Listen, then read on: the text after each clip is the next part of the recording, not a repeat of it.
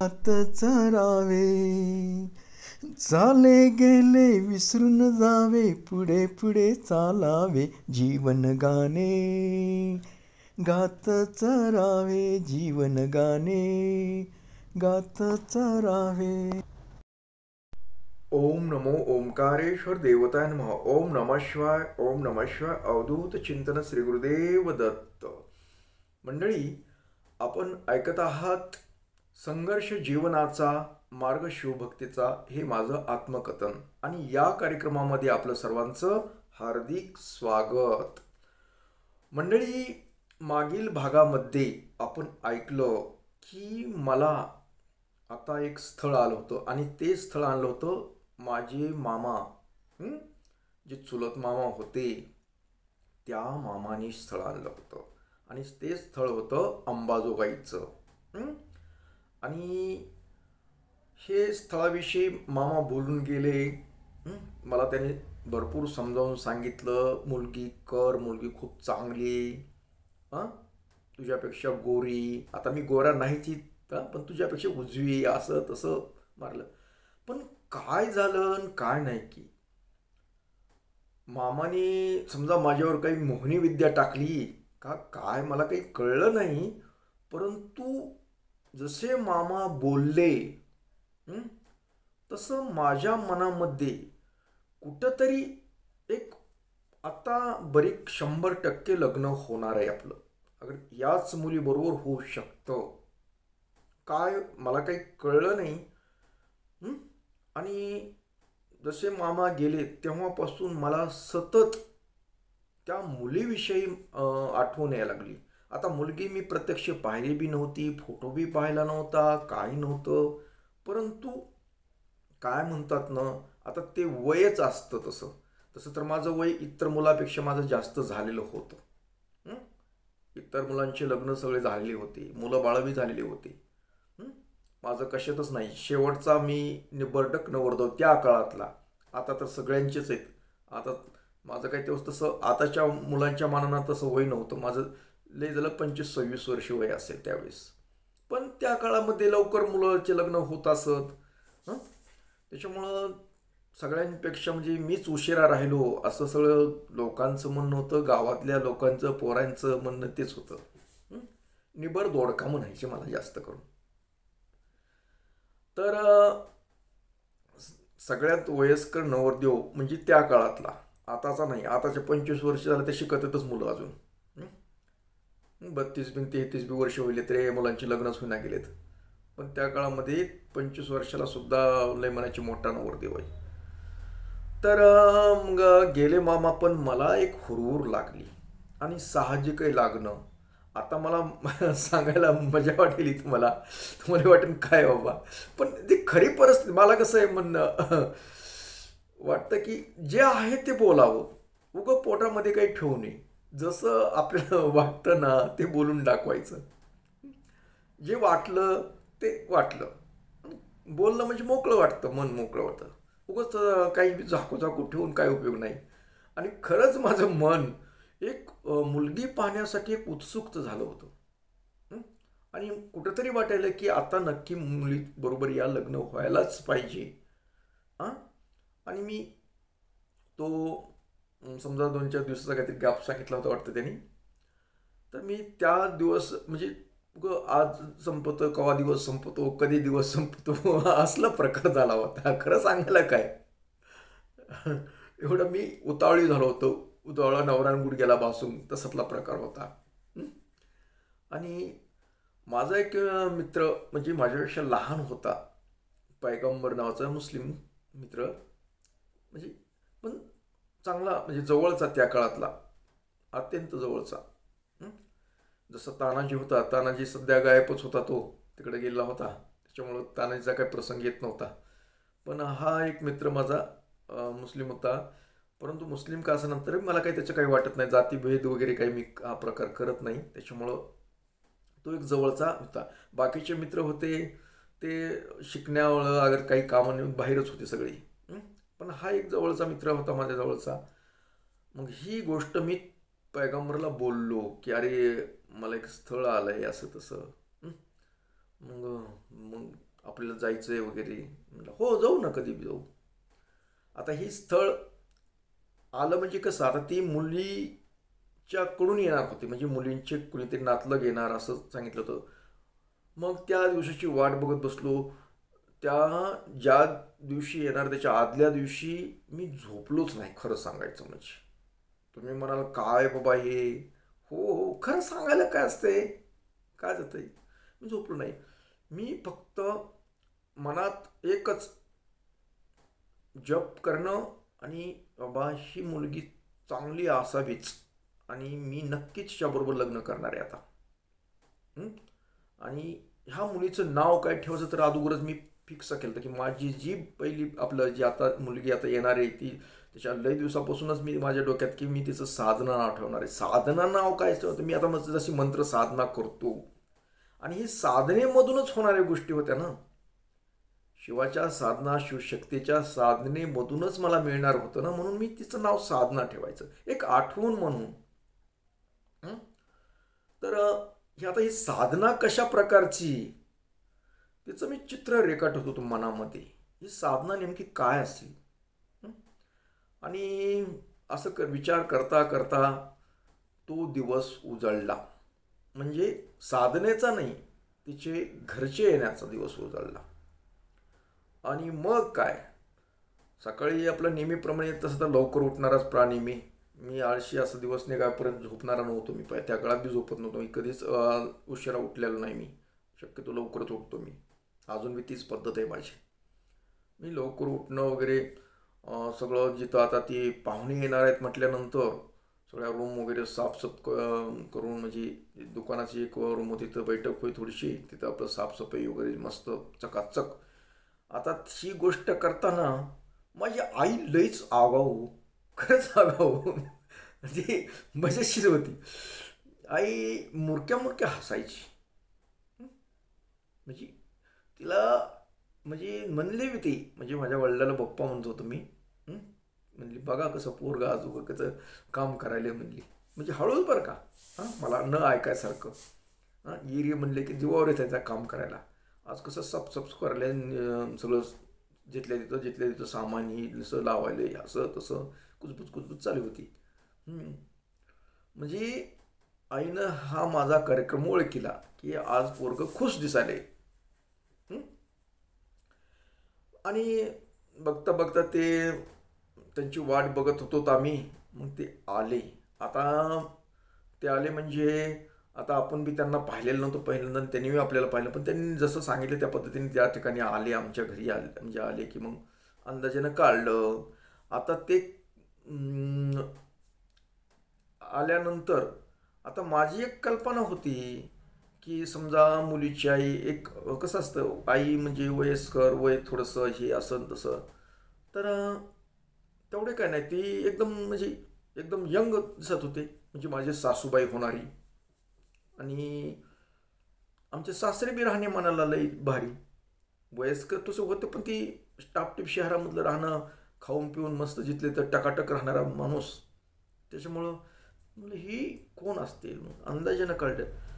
आता ज्या वेळेस समजा ते आले होते स्कूटरवर. तसं दगड आमचे रस्ता बी का काय एवढा नव्हता, तर आले. मग लावलं की मग झालं पाणी वगैरे असं तसं. मग बैठक की कळलं आता पुढचा विषय. आता मी पोरगाच पुढे पुढे करतो. आता आमच्या घरामध्ये कोण होतं, दुसरं कोणीच नव्हतं. आईन वडील आणि वन मॅन मी. मी कुण्या माणसाला सांगितलं नाही की या मला पाहुणे येलेत बघायला. मग कारण मी तुम्हाला सांगितलं ना की मी माणसं गोळा करायचं सोडून दिलं होतं आता. फक्त एक सांगितलं होतं माझ्या मित्राला की पाहुणे ना, पण तो गॅरेजवर काम करत होता. गावातलंच एक जणचं गॅरेज होतं त्यांच्याच पाहुण्याच्या संदर्भातलं, त्याच्यामध्ये ते काम करत होतं. त्याच्यामुळं तो काही आलेला नव्हता. त्याला एकट्याला बोललो होतो मी फक्त, असे पाहुणे येणार आहेत वगैरे म्हणून. आणि मग काय आम्ही तिघं जणच माणसं. तर मग झालं. आता ती माझी हालचाल बघून म्हणजे पोरीची आई, आता ती सासूबाई पण पोरीची आई म्हणायला थोडक्यात काय, आता त्यावेळेस अजून कुठे सासू झाली होती माझी. मग आणि आमचे सासरे बुवा माझ्यावर निरीक्षण करायला लागले, पोरगं कसं करतंय आमचं, म्हणजे सगळं त्यांना काही गोष्टी अजब बी वाटल्या, कारण हे पोरगं सगळं करतं इथं. म्हणजे म्हणून की हे पोरगं कोणते नटून फुटून यावा पोरांना बसावा पुढे असला काय प्रकार नव्हता. सगळं सगळं देणं घेणं काय बसा उठा करणारापैकी मीच. वडील तरी आपले थकले, ती काय वडील आपले आणि आई बी एवढं काही नव्हतं. मग ते आले, चहा पाणी वगैरे अशा गोष्टी झाल्या आणि मग ते सारखं माझ्याकडे बघायले. आता आमची सासूबाई ही आता पण मी निलाजरापैकी होतो. कसं आहे, मला सवय होती ना माणसात कसं कुठं बोलाय असं, म्हणजे काही एवढं काय नाही. ज्या प्रश्नाचे काय आपलं बोलत बोलत विचारते त्या प्रश्नाचं उत्तर देतो आणि बिनधास्त की बाबा ही आता पाहुणेत आपले आणि ही आपली सासू, ही माझा सासरा आहे म्हणून काही लाजणं पिजणं आमच्याकडे ते कार्यक्रम नव्हता एवढा. मग असं तसं मग काय करतं वगैरे इकडं तिकडे बाता मारल्या.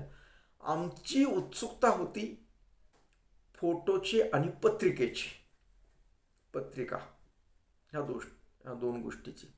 कारण फोटो कसा आहे पत्रिका हे महत्त्वाचे होते ना माझ्यासाठी. त्या गोष्टी समजा दिल्या, मग फोटो वगैरे समजा पाहिला, मी फोटो पाहिला, अजून बी माझ्या डोळ्यासमोर तो फोटो येतो. आजच तिला म्हणजे फोन करून बोललो मी की म्हणलं आलती 2 दिवसाखाली एकदा एक गावातला आमचा मित्र एक वारलेला आहे, त्याच्या मिसेसला भेटायला. काय आमचं सोमवारचा कार्यक्रम होता त्याच्यामुळं मी मंदिराकडं गर्दी म्हणजे त्याच्यात होतो, पण जास्त वेळ का आमचं बोलणं झालं. पण ती आली होती आणि त्याला त्यावेळेस सांगायचं विसरलो की अगाऊन मला पहिला फोटो दाखवलेला तू, मला फोटो आहे का, तो फोटो मला फोटो दाखवायचा आहे म्हणलं आमच्या ह्या श्रोत्यांना, जी मी आत्मकथन सांगतोय म्हटलं यूट्यूबवर सध्या, आणि त्या यूट्यूबवर दाखवायची माझी पहिली पसंती कशी येते असं मी बोललो तिला. पण ती म्हटली फोटो तिथंच घरी येतात कपाटामध्ये, चावी माझ्याकडे येते म्हटली, त्याच्यामुळं आल्या देईन म्हणलं. पण आता म्हणलं मला भाग टाकायचा आहे तो. म्हणजे आता काय तुम्हाला लग्न करायचं आहे काय म्हणली, आता एवढं फोटो मागायला तसं. आता ती काय शेवटी असं झालं आमचं बोलणं आज. पण विषय तिथंच क्लोज केला. तर ते फोटो पाहिला आणि तो फोटो एक काळसर निळसर साडीवरला फोटो, बघू जर उपलब्ध झाला तर टाकेल मी. तर तो फोटो पाहिला आणि त्या फोटोमध्ये आता तिचे वडीलच फोटोग्राफर होते, त्याच्यामुळे आपलं व्यवस्थित काढलेला फोटो होता साडीवर काळे. तर मला तो फोटो पाहिला की एकदम मला ती मुलगी आवडली. आता तो फोटोचा विषय मागं निघाला होता, म्हणजे मला ती पोरांना पोरगी पसंत करू नये म्हणून मी फोटो दिलता असं म्हणते ती. आता ती खरं की ते बोलते ते तिलाच माहिती, जीवालाच माहिती. पण ते म्हणते कधी कधी मागं म्हणत होतं. आता तर आमच्या जास्त भेटीगाठी होत नाहीत. ती कारण बाहेर आंबेजोगाईला राहतात, लेकरं तिकडंच राहतात ते, मी आपला इथं मंदिरात असतो. पण कधी विषय निघाला मागं तर ती म्हणायचं मला ते आवडत नव्हता फोटो, मुलानं मुलगी पसंत करू नये म्हणून मी हा फोटो दिला होता म्हणली, आणि ती पहिल्यांदा तो मला दिलेला आहे फोटो म्हणली, आणि तुम्ही तोच फोटो पसंत केला. कशी मस्करीनं कधी कधी होतं आमचं कधी बोलणं. तर ते फोटो पाहिला आणि काय सांगायचं की माझ्या त्या फोटोनं असं घर केलं की आता मुलगी ही करायची म्हणजे करायची, काही हो हीच मुलगी करायची. नुसता फोटो पाहून इतका बावचळून गेलो म्हणा की ना. खरं बोलायचं म्हटलं ना, खरंच बोलायचं. मनामध्ये वाटलं की आता ही मुलगी काही होऊन करायची. मग इकडल्या तिकडल्या गप्पा वगैरे काय वगैरे बघितलं त्यांनी. एकंदरीत त्यांना घरातलं अगर त्याचा मुलगा बी पसंत पडला, म्हणजे तिच्या आईवडिलाला वगैरे, आईवडीलच होते आलते त्याच्यामुळे त्यांना पसंत पडलं, दोघं चालते बघायला. मग त्यांना पसंत पडलं कारण त्यांच्या बोलण्यातून वगैरे जाणवलंय, ओळखलं मी की आता यांना पसंत पडलेलं आहे. मग ते म्हणले जमीन पाहायची वगैरे. मग मीच गेलो त्यांना घेऊन. चालत गेलो तर मी. मग जमीन वगैरे दाखवली. आता त्यावेळेस जमिनीत काही नव्हतं काही पिकं वगैरे, म्हणजे फेब्रुवारीचं हो नव्हतं पिकं. मग दाखवली ही तूर आहे ती तूर आहे असलं तसलं. मग इकडलं मी जी स्थापन केलेलं शिवलिंग होतं हं, ते पण दाखवलं. कारण मी असं देवदेवाचं केलं म्हणून. म्हणजे एकंदरीत त्यांना वातावरण ही त्यावेळेस, आता पसंत नसन पडलं मग ती बाजू वेगळी असेल, पण त्यावेळेस त्यांना आवडली ती गोष्ट की मी देवदेव करतो अगर काही करतो. मग ते बी सासूबाई आमच्या बोलक्या, म्हणजे आमची मनीषा बी अशी करते, तिला बी खूप देवदेव, तिला नरसिंहाचं आहे, तिला कळतंय वगैरे अशा गोष्टी पण बोलू लागली. बरं आहे तुम्हा दोघांचा जोडा चांगला होईल असं तसं. सासूबाईला बी जणू काही जावई जन्मात असं आलेलं आहे काय असं बोलायला लागले ती बी, म्हणजे पुरं ओळख असल्यासारखं. हं? आमच्या सासूबाई बी बिनधास्त आणि बोलू लागल्या मग की नाही तुमचा लक्ष्मीनारायणासारखा जोडा दिसेल, चांगला दिसेल, असं तसं. म्हणजे त्यांना बी एकंदरीत जोडा आवडला. हं? आणि मग त्यांना मी ते मंदिराचं वगैरे तिथलं ते शिवलिंग वगैरे दाखवलं, तिकडे शेतातलं दाखवलं. मग असं करता बोलता बोलता मग झालं ते सायंकाळची वेळ झाली आणि म्हणजे जातो. मग त्यांना मी वाट्या लावलो. हं? आता आई वडील ही फक्त दारापर्यंतच आले, तितक्यापर्यंत मी थोड्या वेळ पुढे आलो थोडं. आणि व्यवस्थित जा वगैरे वगैरे झालं आमचं. आणि वाटं लावलं. मग त्यांनी सांगितलं कधी येतात वगैरे, ह्या पण गोष्टी झाल्या. मग ठरलं ह्या दिवशी जायचं, त्या दिवशी जायचं. आणि मग येतोत म्हणलं आम्ही. आता येतोत म्हणलं, त्यांना वाटं लावलं. आणि मग मला त्या मुलीचा विचार यायला की मुलगी चांगली, म्हणजे दिसायला तर चांगली. आता त्यांनी सांगितलं, पण त्यांनी बोलून दाखवलं की बाबा मुलीला काही येत नाही, एक त्यांच्या अटी. आता इथं तर सगळं खेड आहे म्हणले, ती शहरात म्हणजे राहिलेली, तिला काही येत नाही, चहा आणि पोहे बनवण्याच्या व्यतिरिक्त काही येत नाही.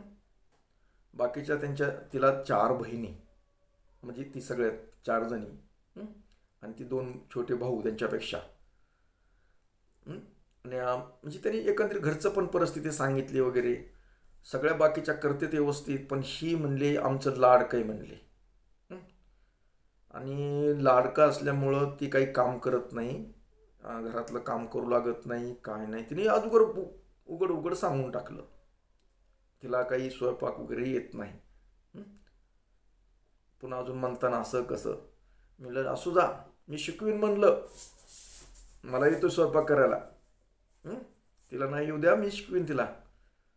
म्हणजे एवढा पांचटवाणी बोललो मी सुद्धा. आम्हाला येत होतं ना स्वयंपाक वगैरे, सर्व येत होतं मला. कारण मी असं गाईचं ते तसं असायचं म्हणून मी स्वतः करून खात असं ना. आई जेव्हा कधी करत नसतं काही नसतं, ती शेतात गेली की आपलं आपलं करून खायचं, ही अशी सवय होती मला. त्याच्यामुळं ती स्वयंपाक पाण्याचं काही अडचणी नव्हत्या मला. तर मी शिकवीन म्हणलं, ते सगळं म्हणलं ते सगळं. आता पण आपल्याला करायचीच मुलगी म्हणल्यास, आता ही स्वयंपाकाच्या बाबतीत अडाणी, तिला म्हणजे घरातलं सारवण माहीत नव्हतं, म्हणजे खेड्यातलं सहसा काही जास्त माहीत नव्हतं का असतं काय वगैरे असतं. कारण तिचा जन्म शहरामध्ये झालेला आणि आम्हाला तर नाद भरला शहरातलीच करायची आता तर. कारण त्याचं कारण बी असं होतं की ही मी ठरवलं होतं, आता ही प्रत्येकजण काही ना काही अटी घालायचे आणि त्या अटी काही मला मान्य होत नव्हत्या. आता ही बिना अटीचं भागलं होतं, कारण ह्याने काही लगेच जागेवर त्यांनी कुठली आट घातली नाही की काय घातली नाही काय नाही. पसंत केलं केलं केलं गेले, वाटलं, मग आमचं ठरलं जायचं. आणि तो दिवस मग उजळला. मग तोपर्यंत आम्ही ती भावाला बी सांगितलं की असं असं एक अंबाजोगाईचं स्थळ आलेलं आहे ना, आपल्याला मुलगी बघायला जायचं आहे. ती भावाला म्हणजे बोलून घेतलं म्हणा भावाला, भाऊजाई वगैरे. आणि हे तर मी मित्राला सांगितलं आपल्याला जायचं आहे म्हणून. ते भावानं काय केलं की हे त्याच्याबरोबर त्यांचा एक मित्र होता, म्हणजे मित्राचा त्यांच्या कामाला असायचा मुलगा, तो काशीनाथ नावाचा आहे तो बी अजून. मग त्यांचे जसं माझा हे पैगंबर जसं जोडीदार होता तसं त्यांचा ती जोडीदार होता. मग त्याला बोलले ते दोघं जण आले गाडीवर. हं. आणि आम्ही ही पैगंबर आणि मी, म्हणजे आम्ही एकंदरीत 4 लोक. आणि दुसरी गोष्ट म्हणजे अंबाजोगाईमध्ये एक आमच्या गावचेच म्हणजे का आमच्याकडेच बऱ्याच दिवसापासून संबंधातले बिभीषण आबा म्हणून. हं? कारण त्या आबाला आमच्या म्हणजे वडिलांनी एक व्यवसायामध्ये लावलं होतं, मार्गदर्शन केल्यामुळं त्यांचे आमचे चांगले संबंध होते ते. आता ही बिभीषण आबा ही मोठे माझ्यापेक्षा, खूप मोठे. त्यांचं लग्न वगैरे झालेलं होतं, ते मोठे होते, एकाच्या मित्राच्या ह्याच्यात मोडत नव्हते. पण ती वडिलाचं ते चलत होतं, वडिलाचं आमचं बी चलत होतं, म्हणजे बोलणं चालणं. त्याच्यामुळे ते कधी बी आले तरी आपल्या घरी येत असत. अंबाजोगाईला ती राहत होते, एक आडत दुकानावर काम करत होते अकाउंटचं. तर त्यांना त्यांना घेऊन जायचं सांगितलं तिथून. हं? पण त्याच्या अगोदर काय झालं, इकडं मुलगी बघून गेले. हं? की त्यांना म्हणजे आबाला मी निरोप पण सांगितला, तिथून तुम्ही तिथं या. इकडून मी, पैगंबर, भाऊ आणि ते भावाचा मित्र, आम्ही असे 4 जण गेलोत. हं? 4 जण. पण आमचा वाटाने विचार झाला, म्हणजे की जर मुलगी समोर, मला तर माझ्या तर मनात ठरवलंच होतं मी, की आता मुलगी काही असो म्हणलं, मुलगी हीच करायची, मुलगी करायची म्हणजे करायची. हं? मग त्या बेतानं आम्ही निघालो आणि वाट्यानं चर्चा बी झाली आमची बरोबर. ते पैगंबरला म्हणलं एक मुलगी जर चांगली असली तर लगेच हे करायचं, म्हणजे आपलं जमून टाकायचं. हं? असं ठरलं आमचं. आणि तिकडून जे अकोल्याचे जे मामा होते, चुलत मामा, ते तिकडून आलेले होते. असे ते हे आम्ही 4 आणि आम्ही म्हणजे 6 जण झालोत म्हणा की आम्ही. आणि सगळ्यांचा बेत असा ठरला होता की जर मुलगी सगळं मी जर म्हटलं की ती लगेच कार्यक्रम उरकायचा. ह्या बेतानं आम्ही तयारीनं गेलो होतो. आणि गेल्यानंतर मग चहा पाणी इकडं तिकडं वगैरे झालं. मग काय झालं, फोटो दाखवलेली, आता एक मजेशीर गोष्ट सांगायची म्हणजे, फोटो जी दाखवली होती मुलगी, हं? जी फोटो, मला ती प्रत्यक्ष ज्यावेळेस ती मुलगी पाहिली मी, म्हणजे आताची आमची झालेली बायको साधना, हं? ती तिथं साडीमध्ये, तिनं आता तिथल्या साडीत घातलेल्या, आता तिच्या शेजारीच्या कुणाची साडी वगैरे घातली, मस्त नटून फिटून आली, ही बसवलं पुढे वगैरे, नाव बिव सगळं विचारपूस. आता इथं नाही मी शहाणपणा केला काही, कारण इथं चला मी अगोदरच पसंत केल्यामुळे काय विचारायची गरज नव्हती ना. बाकीच्याच विचारणारे वगैरे सगळं झालं. मी आपलं बघितले, कारण मी फोटोत बघितल्याबरोबर त्यावेळेसच मला पसंत पडली होती. आता ही पण तिथं प्रत्यक्षात बघितल्यानंतर मुलगी थोडंसं वेगळीच वाटायली मला. नाही, चांगली वाटत होती, पण ही फोटोतली मुलगी नाही, ही मला कुठंतरी काहीतरी वाटायला लागलं. काय देव जाणीन काय झालं की माझं मन जरा हे झालं, विचलित झालं. कारण आपल्याला फोटोत जी दाखवलेली मुलगी आहे ती वेगळी दिसते, आणि हिथं प्रत्यक्षात बघितलेली मुलगी ही वेगळी दिसाली. मग माझ्या मनात काहीतरी आपल्याला फसवणूक तर होईल नाही ना, काहीतरी घोटाळा, ही माझी धाकधूक. मग मला ते बोललं आमचे ते म्हणलं आबा, म्हणलं बिभीषण आबाला म्हणलं म्हणलं मुलगी तर वेगळी दिसाली. म्हणलं कसली वेगळी? ते आबा जरा आगाव होतं. पण मामाने म्हणलं आमच्या, मामा मला फोटोत दाखवलेली मुलगी नाही हो. मी असं बाहेर आल्यानंतर असं दरवाजा, आम्ही बाहेर तिथं झाडाखाली, उमरात झाड होतं, झाडाखाली बसलो, तर चाळू चर्चा केली. मग उभारलो, म्हणजे काय रे तुझं काय गोळ कुरकुर कुरकुर करायला लागलं. म्हणजे काय आहे तुझं, काय आहे नेमकं? म्हणलं मामा, म्हणलं मुलगी वेगळी हो. म्हणलं बदलली काय की मुलगी आहे? म्हणजे बदलली म्हणजे काय येडवून कसं बोलतोच? नाही म्हणलं, मला फोटोतली मुलगी जी होती ती नाही म्हणलं, ही मुलगी कशावर म्हणतो नाही, तीच मुलगी आणि दुसरी कोणती नाही म्हणलं मुलगी. आता तिथं घोटाळा काय होता, तिथं तिला पुन्हा तिसऱ्या 3 बहिणी, ही जे 4 जणी. मग हिच्या पाठीवरली एक बहीण होती. मग हिच्या पाठीवरली बहीण उंच होती, आणि फोटोत मला उंच दिसत होती मुलगी, फोटोमधली उंच मुलगी दिसत, आणि ही थोडी जरा उंचीला कमी. आता इथं माझा पहिल्यापासून घोटाळा काय होता, उंचीचा घोटाळा होता. मला उंच मुलगी पाहिजे होती. मग तर ती असं आजवरच वागल्याने थोडीशी उंची, म्हणजे त्यांच्यात जी मुलगी होती म्हणजे त्याची धाकटी बहीण हिच्यापेक्षा पाठीवरली, तर तिच्यापेक्षा उंची हिची कमी होती आणि मला फोटोमध्ये उंची जास्त दिसली होती. मग मी उंची ही बघूनच हो म्हटलं होतं ना, अगं मनामध्ये बसली होती माझ्या. आता ही तो उंचीला कमी वाटेल म्हणून माझ्या मनात आलं का आपलं तर काहीतरी हे होतंय का. पण ती माझ्याकडे बोलण्याकडे दुर्लक्ष केलं आणि नाही नाही सगळ्यांनी मग चांगले म्हणलं की तिने त्या लोकांनी बी काय केलं म्हणले ठीक आहे ठीक आहे. मग आमच्या भावानं वगैरे तिथून त्या भावाच्या मित्रांनं ही जाऊन तिथून एक साडी आणि चेन घेऊन आले मार्केटमधून जाऊन आणि लगेच म्हणले कुंकू लावायचं म्हणले. हे कुंकू लावायचं सगळ्या गोष्टी ठरल्या, ते फोटो सगळं काढणं, पण माझ्या मनात कुठंतरी दुःख होईल. करायलोय मोठं खरं ही, पण आपल्याला काहीतरी फसवणूकच होईल काहीतरी, कारण मुलगी फोटोतली ही नाही. म्हणजे एक मन थोडंसं विचलित झालं माझं मन, काहीतरी प्रॉब्लेम आहे.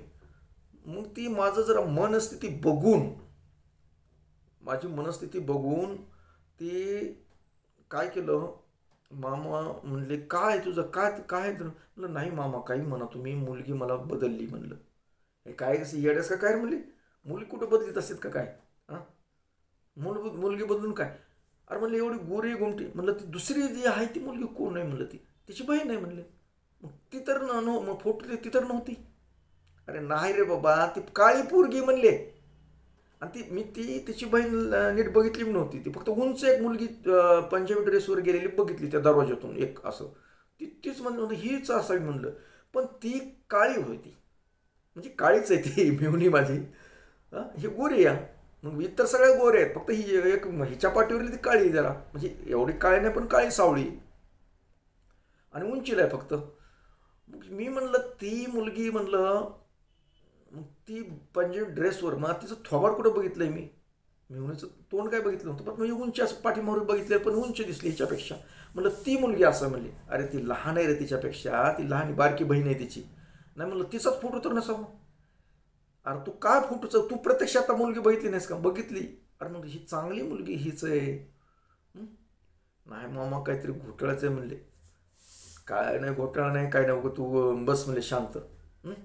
आणि म्हणले फोडा आता ही कुंकू लावा, फोडा सोपारी असं तसं ह्या तेव्हा. मग त्याच्या गोळात मग ते काय द्यायचं म्हणजे हुंडा फिंड्याचा. आता मला इकडं लाख रुपये देणारे, नोकरी लावून देणारे, पण ही तर हुंड्याचं. मला तर अगोदर मनात ठरवलेलं होतं की मला हुंडा वगैरे काही घ्यायचा नाही, म्हणजे असं अगोदर मी पहिल्यापासूनच माझ्या डोक्यात हुंडा वगैरे काही घ्यायचा नाही. कारण काय हुंडा ही काही आपल्या जन्माला पुरत नाही, ही माझ्या डोक्यामध्ये फिट बसलेलं आहे. एक सामाजिक कार्यकर्ता ह्या विषयावरून बोलत होतो. हुंडा घेणं ही चांगली नाही गोष्ट, अशाच बाता मारणारापैकी मी, म्हणून माझं मनात नव्हतं हुंड्याचं. तर हुंडा काहीच नाही म्हणलं तुमचं तुम्ही ठरवा म्हणलं, हुंड्याचं काही नाही. मुलगी पसंत असल्यास मला काही हुंड्याहून करत नाही. आता इकडे मग लाख रुपये द्यायला तयार होती, पण ती मुलगी डावी होती ना तिथं मुलगी पसंत होती मला, त्याच्यामुळे हुंड्याचा काही संबंध येत नव्हता इथं. पण म्हटलं बोला, नाही होय नाही चाललं. कुणी ते म्हणले आम्ही नारळ कुठं काही 5,000 काय काहीतरी असं काहीतरी, मी नव्हतं तिकडे लक्षच नव्हतं माझं, पण ती चर्चा चालत होती त्यांची. मग मी म्हणलं जाऊ द्या हुंड्याचं काही नसू द्या असं म्हणलं की तिच्या आईबापाच्या डोक्यात आलं. आता ती खरी त्यांच्या मनाला माहिती, परंतु तिथं असं लक्षात आलं की ज्यावरती मुलगा हुंडा मागत नाही काय मागते, काहीतरी मुलामध्ये दोष आहे, अगं काहीतरी भानगड आहे. हे असं कसं काय करू शकतोय म्हणून म्हणजे त्यांना संशय आला माझा. आणि कशाचं काही, पण ती नाही वय करून ते आम्ही ठरलं लग्न. ते मी त्या लग्नाच्या संदर्भात काही बोललो नाही तिथं. म्हणजे काय ठरवायचं, ते बाकीचे मोठे माणसं होते, म्हणजे भाऊ मोठा ते दुसरे होते, त्याच्यामुळे मी काय त्याच्यात मध्यस्थी जास्त केली नाही. पण ते लग्न वगैरे ठरवलं. मग त्याच्यामध्ये ते एक अंगठी, एक 5 ग्रामची अंगठी आणि काहीतरी नाही वय करून एक 15,000 रुपये हुंडा,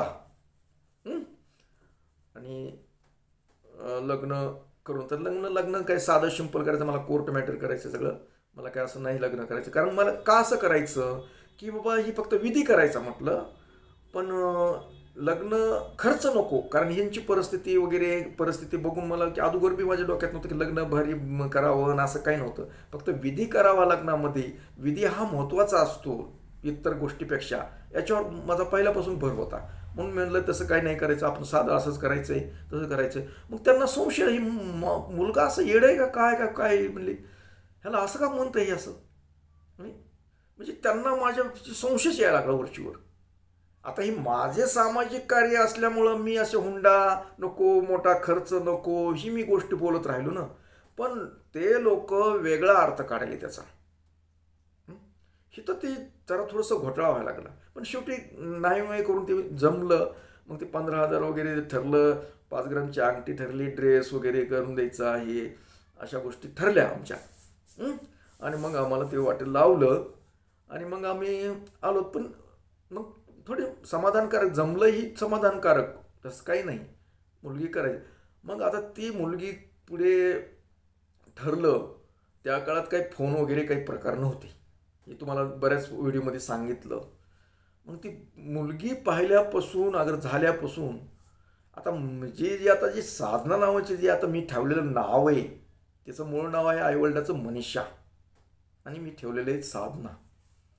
मग ती बी जरा आधुनिक ह्याच्यातलीच होती, कारण ती आमची सेटिंगच तशी होती ना.